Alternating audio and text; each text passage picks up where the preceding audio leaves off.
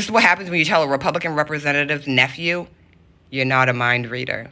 Okay, so we're going to start this from the beginning because it's very valid. When he first moved in here, for some reason, he had an issue with me. Not sure if it was my Trump flag. Could be the Christian conservative music I was listening to at the time. Not really sure. That really doesn't add up, even if that was the case, because apparently he likes to flex about being a Republican state representative's nephew. So la-di-da-di-da, blah, blah, blah. One random day, I was going to put my son in the car. Decided to come outside. Vile again. Because he's like 6'4", a big-ass man, I called the cops. Yep, I did. Because I'm not in the streets anymore. I'm a law-abiding citizen.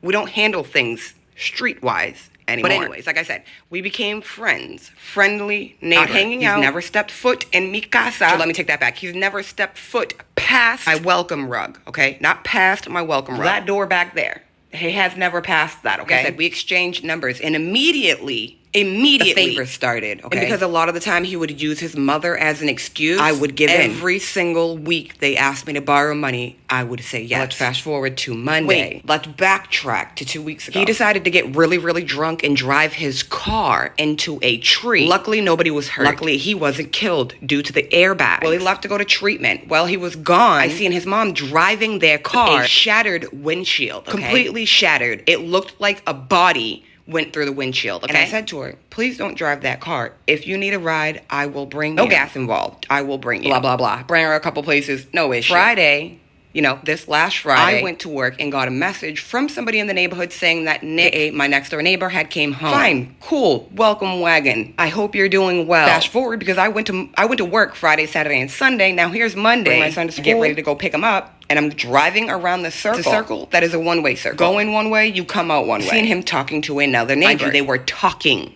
okay? Talking, not pushing a car. Anyways, waved, went to the bus stop, whatever, living my life. All of a sudden, I start getting really strange messages from Nick saying how the neighborhood is trash and nobody would help him and it's just fucked up and blah, blah, blah, blah, I said, well, what happened? Again, I did not know, because I'm not a mind reader, that something was wrong with his car. And then he goes in.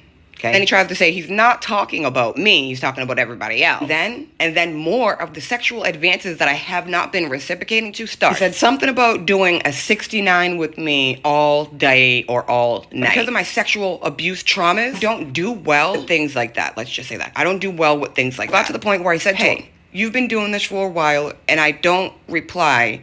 And I figured where I didn't reply, I'm not reciprocating to your sexual advances, would give you a hint that I do not want any of those sexual advances. I don't look at you like that at all, okay? That's when the cookie crumbled, okay? That's when the cookie crumbled. Although he wants to claim it has everything to do with his car, has everything with me being a maggot, real issue here is because I didn't reciprocate to his sexual advances. He knows that there's no chance because now I put my foot down. Now I'm a maggot. Now my son's a degenerate. And I'll be posting some of the things that he did say. That was a little bit creepy. You make being a single mom look the way it should. That wasn't that bad. I'm also glad that our neighborly outlook upon each other has grown into something mutually one of a growing friendship. And then the second message of him, the gray one, that's him asking me for more money. Yeah. And then he asked, I don't know, could you Venmo me by any chance? More unnecessary text while getting ready to ask me to borrow more money. And like I said, he uses his mom to get the money from me. It's a struggle. Today's my mother's birthday.